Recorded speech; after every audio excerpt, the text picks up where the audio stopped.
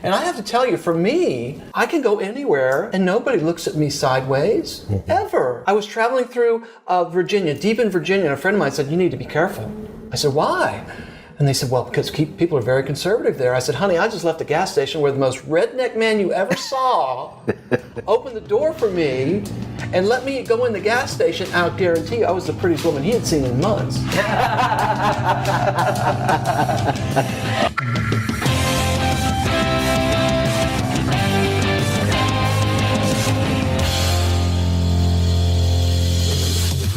Hey dolls, welcome to The Gaily Dose, a family of queer people who have fun, elevated conversation to build a deeper sense of community in our LGBTQ world. Check us out at thegailydose.com or at The Gaily Dose Pod on all social media. Girl, you better come get your Gaily Dose. Welcome to The Gaily Dose. This is Helmut with Sarah Domagalski. Hi, I'm Diane Crow. Yes, and we are so excited, dolls, because today we have a very special episode, our first episode of Pride. And with us today is Dr. Elijah Nicholas. Hey! We are so excited. We are doing our first dose of Trans Man Yes. to celebrate and kick off Pride. Because Let's go. Pride started with the trans movement. Hello? Hello? Hello. Yeah, sure did. We know it took some time, but we got your human heart on. Hey dolls, so it is the human heart on, and we always have that little joke, heart on. But you know, we came up with this segment because we really wanted to call out people in the community that we love. And I will tell you, I have three people that I often talk about as my inspirations. One of them is Oprah Winfrey, one of them is RuPaul, and one of them we no longer have with us, and that is Mr. Rogers. Yay. I know. And it's so appropriate that we talk about Mr. Rogers together because really he was a defining element in the generations that we lived in and we live in today. I want to start off by saying you wouldn't normally think Mr. Rogers would be like a human heart-on from a bunch of queer folk. But for me, Mr. Rogers was someone who shaped and intentionally, purposefully wanted to make sure that children's eyes were lifted up to the creativity and to the goodness in the world. At a time when TV and media were really presenting a lot of damaging things to children. And as silly as that is, to sound like, you know, here I'm this little queer kid watching this stuff, unbeknownst to the fact that I'm okay being queer. I'm so sensitive. I'm so soft. I'm such an observer of things, and I love things. And he really gave me a safe space as a child to be innocent and to be sweet. And I just didn't realize what a trooper he was to get us there. But he really fought to make that a safe space. And for that reason, he's certainly someone I would look up to. I even look up to today. You know, Mr. Rogers, he always spoke to children eye to eye. He never spoke down to children, and even difficult situations like divorce or death or war, he spoke to children in real ways that were important to them. He was the first person on television to do that. And there's a moment in time when funding for national public television was about to be cut, and he spoke before the Congress. Well, not before the whole Congress, but before a committee. Congress. Yeah. And in that committee, they were all about, cutting it, that it wasn't worth it. And after what he said to them, the congressman who was in charge of that started to cry. And he said, you have made a point so valuable that there's no way we could cut the funding. And I think what I also find so inspiring about him is that he used his platform to also teach things like race equality, right? For me, it was one of the most moving pieces where I never understood as a child. I was so moved by, the black postman and him sharing the pool of their feet together and then him washing his feet off. And I didn't understand the context. Just as a child, I was like, oh, they're just like me, right? And then you understood the broader context of what was going on in the world. And I realized later in life that here was a straight white male father who took upon it himself to create a safe space for children. And kind of side note is that I feel very much that kind of inspiration for me is part of why I do the Gaily Dose. Creating a safe space as a tribal leader, right, for queer folk and for straight folk. And that's inspiring. That's part of why I do what I do, is because of other examples like him. So yeah, the story that he just recounted was that in my lifetime, where I lived, black children and white children did not swim in the same swimming pool at all. And it was a national thing. And so when he invited, it was a very hot day there on the show, and he invited him to come and sit with him. And he said, well, I don't have a towel. And he said, it's okay, you can use mine. And just like Jesus did, washing the feet of his disciples, Mr. Rogers washed the feet of a black man who was sharing the pool with him. That was huge. That was a giant moment in television history. I would recommend that all of you go back and watch the documentary about Mr. Rogers, and even watch the movie made about Mr. Rogers. It was just amazing. And there are a few. Obviously, we both have others that we're going to share about on future episodes that we feel moved about, but he really is special. Yeah.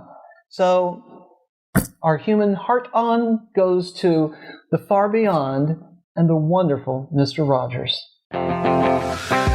Open your hearts. It's Trans Notions. Oh, Helmut, thank you. You're so welcome. As always, you are the very best. I love wine. So this is Trans Notions, boys and girls, men and women. It's also Mental Health Month right now. And I have to tell you, and I have no shame or embarrassment in sharing this with you, I went through a really dark time for the last 5 weeks.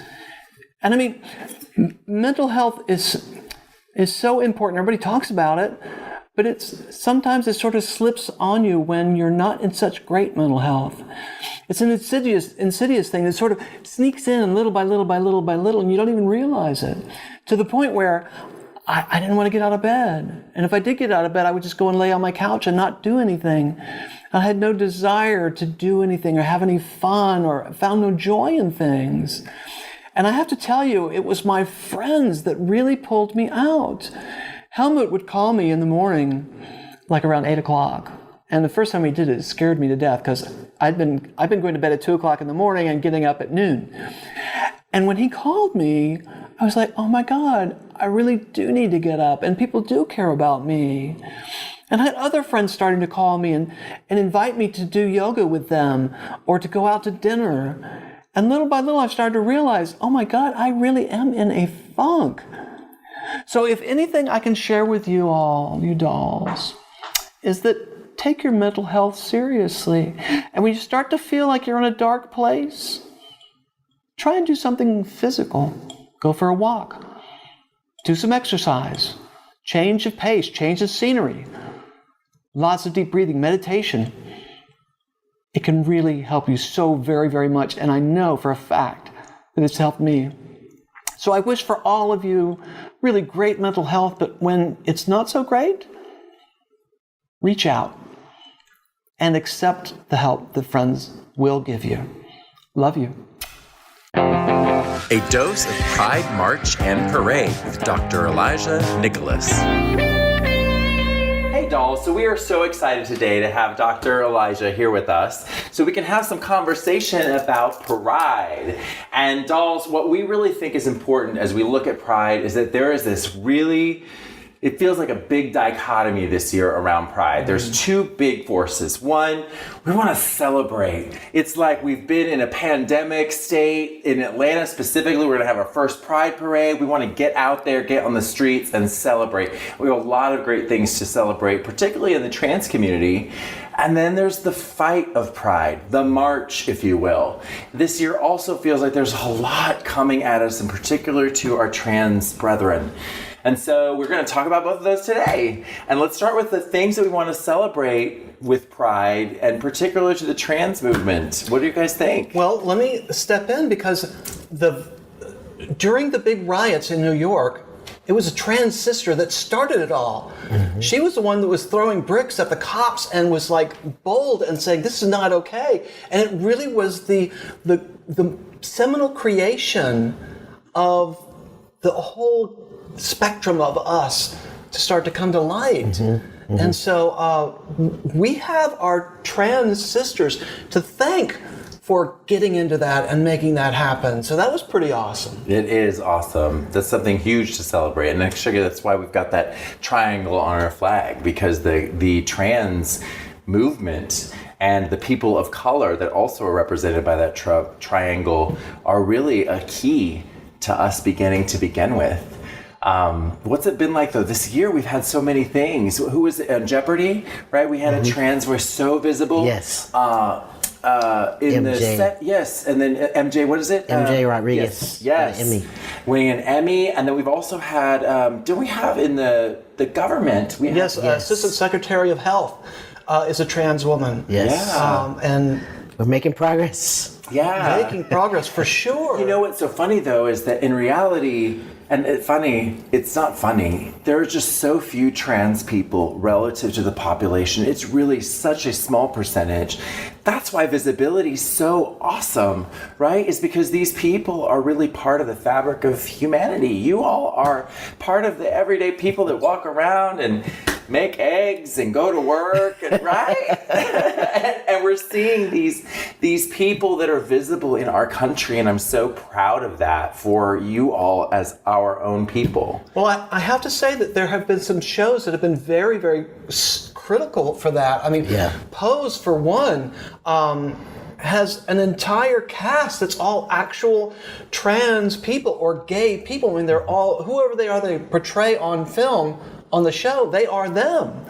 And the people who write it are trans, and it's all from those early days in New York. And that has helped make all of us be just more normal in everyday life. And I have to tell you, for me, I can go anywhere and nobody looks at me sideways, ever. I was traveling through Virginia, deep in Virginia, and a friend of mine said, you need to be careful. I said, why? And they said, well, because people are very conservative there. I said, honey, I just left a gas station where the most redneck man you ever saw opened the door for me and let me go in the gas station. I'll guarantee you, I was the prettiest woman he had seen in months. Oh my gosh. Yeah. So how about from your perspective, what are the things that you want to celebrate for Pride, maybe particular to our city or your experiences these last couple of years? Well, for me, it's been amazing to actually see the change. When we talk about MJ Rodriguez winning an Emmy, and I believe the person you're speaking about was Marsha P. Johnson, right? Yeah. So I personally had the opportunity to do a video in collaboration with a school in New York, and my portion was on Marsha P. Johnson. And so it really made me emotional to talk about her, and then to do the research and to see that we've come full circle all these years later. And so for me, that's a celebration to even be able to be a part of that, to be out and to be authentically who I am. And so when I think about, being out and being proud, it's a great feeling because I'm only 4 years now. Wow, 4 years into my transition. And so You both babies. yeah, I really feel like with I'm the a baby baby. trans kids over here. I really do feel, I feel like a baby.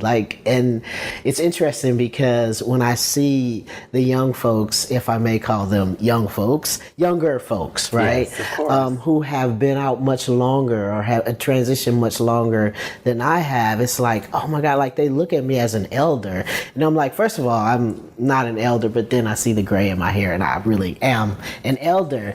But I'm so excited for them that they're able to just live and be free and be, who they are. So for me, it's good to celebrate our youth, celebrate, all the accomplishments that they're like, even all the things that we have going against us, they're still like, hey, I'm going to be who I am, like it or not. So that's what I'm it's beautiful. Anything to add to that? Well, I think that's generally the environment that we're in these days. And something to go with that, I mean, since it's since it's Pride, and we want to talk about the trans fight, so to speak, you know, we've struggled for a while to become known as normal people. You know, just everyday people who love and live and want to be appreciated and want to be loved for who we are. And we're finally reaching a point where that's, I think, starting to happen. But every time that happens in history, where some outside group starts to achieve some sort of acceptance, there's a pushback on that. When I was a kid in Dothan, Alabama, my grandfather, rest his soul, was quite the racist. And there were no black programs on TV. There were no black commercials. There were no black actors. There just wasn't much of anything out there back then. And I'll never forget when the network started to have, you know, commercials with black actors in them. My grandfather railed against that, saying, "Oh, that's horrible. They're everywhere and they want everything." And I never understood that. But as soon as that started to happen, I saw all this side of pushback against black people during that time. And it was like, why? They're just starting to make some inroads for where they should. And yet, that's exactly where we are in history right now with trans people. Because trans people are now getting very visible. We've got shows on TV, we've got actors and actresses and singers and performers who are trans and loving it, and the people loving it and embracing it. Yet there are those who want to push that back into under the covers. And I think that's so important for our dolls out there to recognize that this is a stage that we're in, and this is where there's this second aspect to Pride that we talked about, where there's still a march, there is still a fight, so to speak, because we'll call it the mental health. I think we talked about how precious the mental health is that we're now able to start achieving. When you're the guy or girl or still discovering yourself person outside everybody else, right? It leads to a lot of instability for your own personal self, for your own happiness. And then to now be able to come into a circle and feel accepted, it's just a huge thing. And I know there are a lot of people that have been struggling with that with all these messages. So let's talk a little bit about the fight and how Pride is a march. Don't say gay. What do we think about that? Let's say it like 1,000 times right now. Say gay. Say gay. That, like, we should do the hashtag say gay. Like, let's start the movement, y'all. But it's so unfortunate. I cannot believe that it is 2022 and that we would even have an act saying don't say gay. Like, I can't believe that it's even an issue or a discussion, you know, considering that where we are in time. But going back to what you said, it's because of the progress that we've made as a community. And now there has to be this pushback because I believe some people feel threatened. Right, they feel threatened that if certain people get rights, then that's going to take away from my rights. But that's certainly not the case. Well, and there's a fear, you know, there is a genuineness. I think the hard part about our enemies is that they're not enemies; they are frenemies. In that these people have real legitimate concerns about their children, maybe, you know, hearing something and being influenced. But when you realize this is naturally occurring. We are by design, God's design is that we were made gay, lesbian, trans. When you're on this side of that reality, you realize we are chosen by God to live these lives. And so I'm not going to be influenced as a child to be something I'm not going to be. I'm going to go explore things I am. But guess what, kids? I mean parents when I say kids. That's going to happen. And your job as a parent is to proctor that process for your child and enable that. It just scares people who think that this is somehow not natural. When you realize if you look and observe the natural world, it's occurring because it is natural. It is. It's very natural. Right? And when there's nothing, we've talked about this, there are things about our psyches that developed because that's who we were, not because I saw a gay ad or a gay movie or a gay porn clip, you know? She's always like men. You know, I mean, just couldn't say it. Many times we look to the American Indians and say, well, they were unencumbered by, you know, white people until they took the land and everything. And, you know, it's interesting. the American Indians, whenever someone is born a male but it exhibits female characteristics, those people they're like shaman. Two spirits. We were all two spirits. Yes. All of us would have been two spirits. Because we identified differently. They were looked up to as leaders. And I actually believe, low-key, that is actually part of our place in a natural world, is because we deal with identity. That's the whole thing about trans, is that this is not about your sexuality. Right. This is about your identity and who you really are. So another fun one, sports. There's a fight for us is that around fun? sports. I didn't realize that was fun. It's not. It's not fun. It makes me want to cry, actually. Absolutely. Here in Georgia, they actually we've now fully gone through with some of the organizations now adopting the policies that you will not be permitted to participate in certain sports except with the gender you were assigned on your birth certificate, which is really so painful for young people who are identifying this way, and that's how they really believe and trust that they are. There's a real fight there. How does that make you all feel or think? Well, I saw something on TV the other day. As a young lady, she's beautiful and she loves to bowl with her team, and now she cannot because she has M on her birth certificate. She can't, there are a lot of things she can't participate in just with her fellow girls because she has M on her birth certificate, and she's not that. And so I know this whole thing stems from, it's not fair competition, there's a lot of fear baiting with that, going, these supposed girls who have male physiques, they're going to take all the awards, and your girls are never going to be on a fair playing field again. And I'm not sure what to do with that. I honestly don't, because it's a real thing, I think, but I don't know how to assess it or what to do with that. But the byproduct of that is that there are all these kids who really do identify with the opposite of what is on their birth certificate. And they are happy with those people, and they bloom with those people, and they thrive with those people, and now they cannot be with those people. And that's, I think, we're going back to how damaging, sadly, suicide can be, and self-harming can be. And I think that's the saddest part. Go ahead. I think that it's so unfortunate because to me it speaks to where we are as a society. Just hearing the part about competition, when we think about competing, to me, when we're playing a sport, it doesn't matter, for me personally, it doesn't matter who wins or loses, especially in elementary school. Now, maybe high school, that's where I personally started getting really competitive, right? When I played basketball.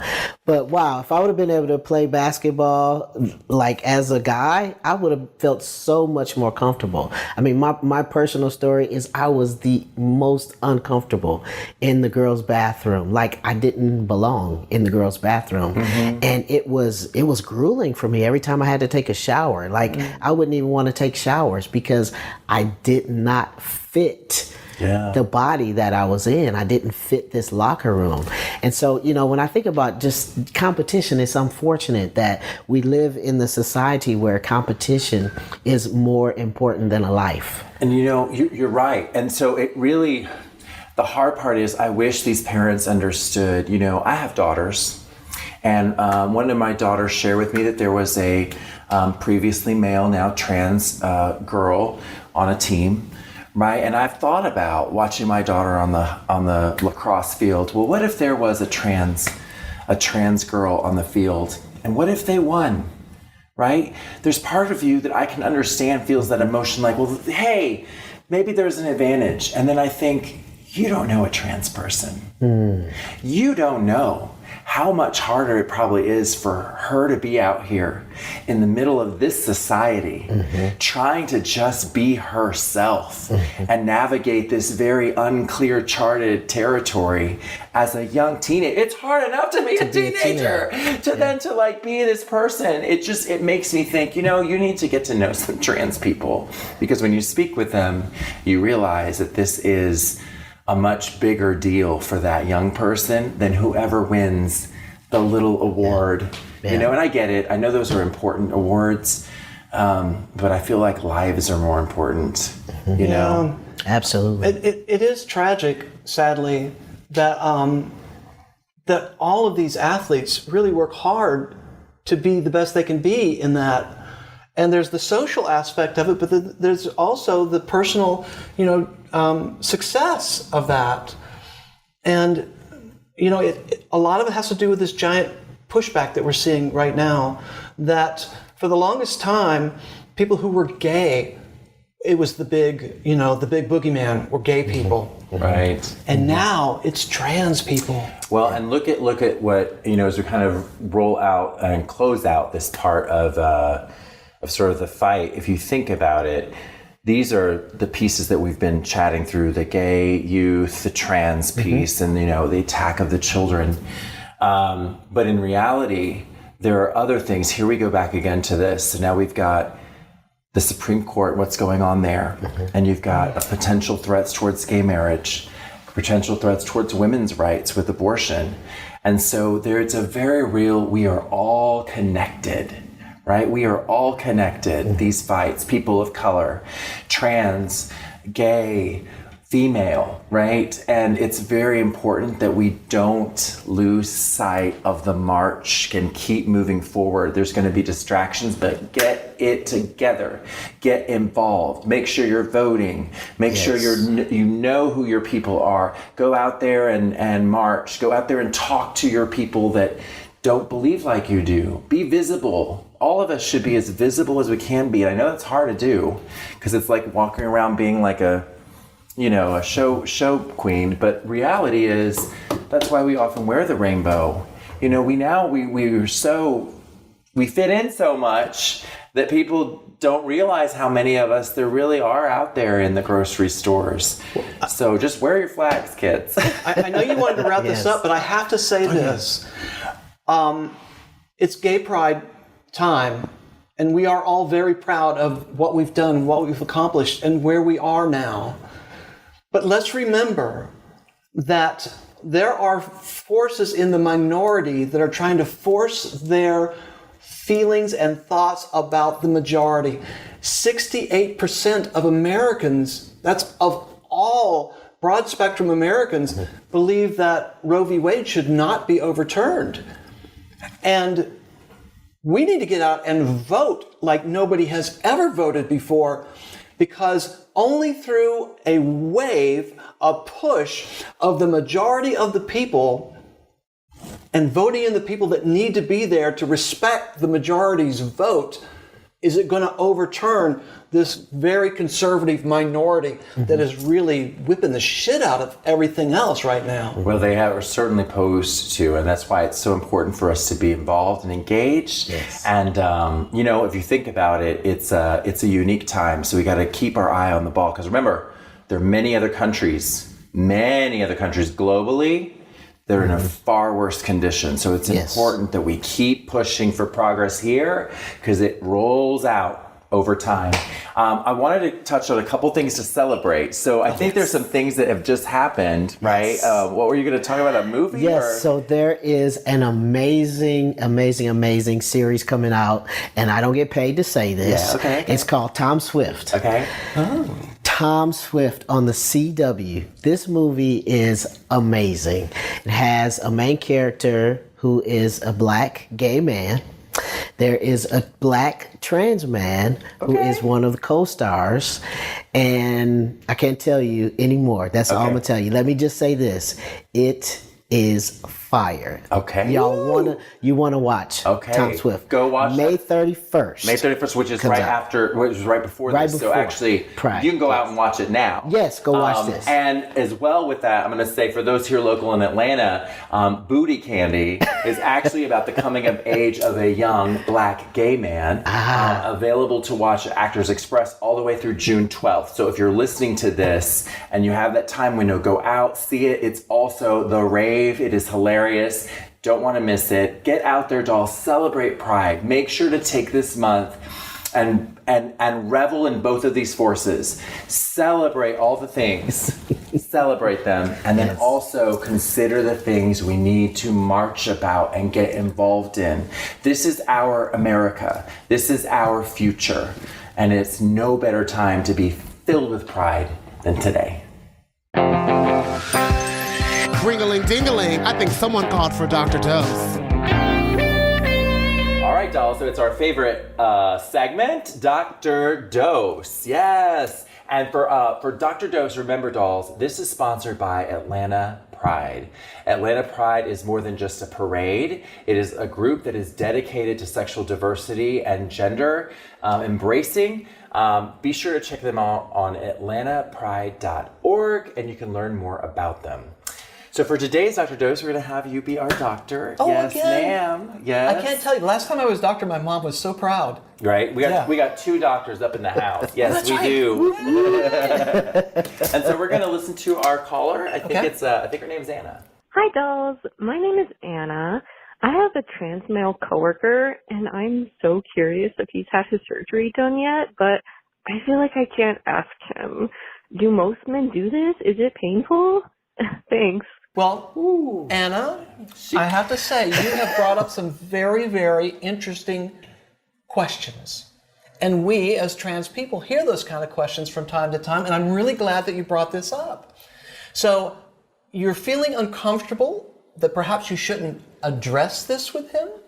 You're feeling like, oh, I wonder how hard it is, or if men do it, trans men do it all the time. And so just wrapping that question up like that, let me just pass this over to my trans male friend, Dr. Elijah. Dr. Elijah, what do you think? Well, you are too kind. Thank you, Diana. First of all, I would say thank you for the question, Anna. Second of all, I would say I would wonder why you're asking the question or where the question is coming from. Like, it's amazing that you want to know and that you're curious and that you're like doing research. That's awesome. But for me, I would think that it might be a little invasive.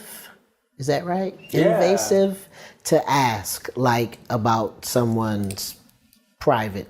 Very personal, things. right? Very personal. I think it's good that you're not asking him and you're asking us. Yes. Because I think that I mean, we're all curious at some level. I would say as someone who isn't trans, but I also feel like if you were asking me how many inches I had at work, I'd be a little bit like, what? You know? I would too. Rude. Yeah. So, but it's a great question because it is something that is on the minds of a lot of people. Believe it or not, I am asked about things like that as well. So you're right on topic. So first of all, I would say, or second of all, I would say this. It is something that many trans men go through. Bottom surgery is what it's known as, right? It's a very painful. I guess the top one you would see, right? So that one you kind of don't, right? I guess. Sometimes. Because it's both. Sometimes, but there are many trans men who don't have top surgery. They do what's called binding. Okay. So you can't tell that they have not had or whether they've had top surgery or not. Top surgery being the equivalent of a double mastectomy. So sometimes, trans men have it and sometimes they don't. Because I realized I was like, well, which surgery, right? So that's true. So there's binding. Yes. And then you could have this it's built. into a penis. Yes. But it does sound painful. Yes, It does. and it is very painful, and here's why. Let me just say this. I am not a plastic surgeon. I am going based on information that I have personally researched. So basically, you're pulling like nerves and all kinds of stuff out of your arm. And the reason for that is so that you get all of the feels and the sensations and like a penis. A penis, yeah. Right? And who doesn't want that, right? If you're gonna have a penis, might as well have the feeling, right? So, or you can take the same nerves and all the fancy stuff out of the thigh. That's the other option. Okay. Either way, it is painful. I'm guessing it's painful. I have not had the surgery in full transparency, but it's painful. So some trans men elect not to have the surgery. Well, interesting. Let me say this about that. If you were at some party somewhere and a woman comes up to you who you've known forever and asks you, so do you have big vagina lips or little vagina lips? Now, how would you feel if someone were to ask you that? You go, well, that's really none of your business. Or if someone were to ask me, are those real breasts or are they fake breasts? Right. It doesn't really matter. Mm-hmm. It makes no difference. So all of you who are out there who are thinking that same thing and you're interested and you're fascinated and you want to know, when that person becomes comfortable enough with you, they'll share if they want to. Let them do that. Yeah. In the meantime, there's Google. You can learn everything you want to learn about everything. From Google and YouTube, and you'll know what it's like. So, and the female, so for a trans female, I'm assuming, well, this is a kind of a standard sort of thing, very similar to when you have a double mastectomy and you get a boob job. But I'm assuming this is also potentially painful and complex. I have a lot of friends who've had their bottom surgery. And it is very painful. But let's put it this way. If you are so unhappy with a part of you that it causes tremendous issues, mental issues, and you have to get it changed somehow, and there's a viable way to do it, then it can be done. Yeah. Yes. I will tell you all, and this is just an outside observer, I'm so thankful when someone doesn't have that particular association, because it seems like a lot of pain, right? And you all are lucky, because when you don't go through that, right, you can still have your natural body, and there's going to be someone in the universe and many someones in the universes that are going to be attracted to you just as you are, which I always worry about for our trans dolls out there. If there's sort of that worry of, someone not being interested in you if you were to go through that, but I think there's plenty of fish in the sea. I have learned personally, in fact, I once said to Helmut, I said, well, I'm just worried that nobody's going to want me, that nobody's going to be interested in me. And he said to me, oh, honey, there's always going to be people interested in whoever and wherever you are. And I found that to be true. So in sort of my prescription is to you, Anna, being Dr. Dose, is that respect everyone else's privacy. And I mean everyone, regardless of who they are, male, female, trans, not trans, respect that. And if you want to learn more about it, by all means, learn and develop an appreciation for what people go through when they feel so disconnected with their body that they need to go through that change. Love your coworker. They're people like everybody else, and we all want to be loved and appreciated and thought well of. So, yay for you. Thank you for asking the question out loud. And thank you for not asking this person to their face, because they're probably not ready for it unless they share it with you. Such a great job. Dolls everywhere unite. It's the call to Kiki. All right, right, dolls, so it's the call to Kiki, where we give you dolls some encouragement to connect with your other dolls. This segment is brought to you by Atlanta Black Pride. Atlanta Black Pride is so important to us because it celebrates the intersection of both being Black and gay. And if you don't know why they are so precious to us, check them out at atlantablackpride.org. So for their call to Kiki, right, we're supposed to get together with our dolls. And I think what's really important this Pride, and I want your all's thoughts on this, but I really feel like this dichotomy, the celebration and the things to march for, are so important that I would get together with your dolls and talk about the same thing we talked about. Mm-hmm. Talk about the things that you really want to celebrate, and talk about the things that you think we still need to change. Almost like your own personal Thanksgiving moment. Make it a Pride moment, and just, have a meal, celebrate Pride, have a Pride celebration at home. Gosh, kind of COVID got us together. Do it. I may actually do it myself. Actually, we're going to do it. The Gaily Dose is going to do it. Can I bring the wine? I'll bring wine. Yes, June 30th. We're going to be June 30th. We're going to be getting together at Future Atlanta at I think it's at 8 p.m. that we're going to meet. So meet us there, dolls, and celebrate Pride with us. But that's my call to Kiki. I want to say that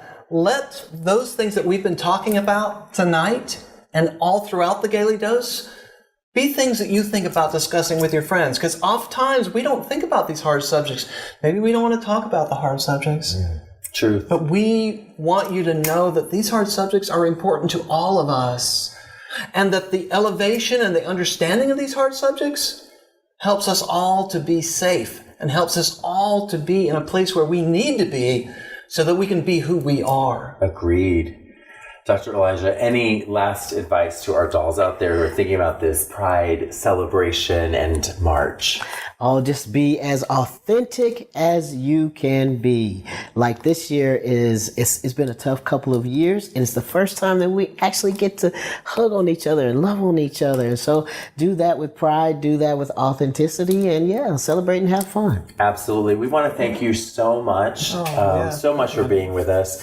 I think I didn't share that it was in this episode, but it has been a dream for me for having our first trans male voice on the show. And so to kick off Pride and do that with you has been a complete pleasure and honor. So thank you so much. You're so welcome. It's my pleasure indeed. Well, dolls, we love you so much. We remind you to love yourselves, love others, and don't forget to smile. Bye-bye. Bye.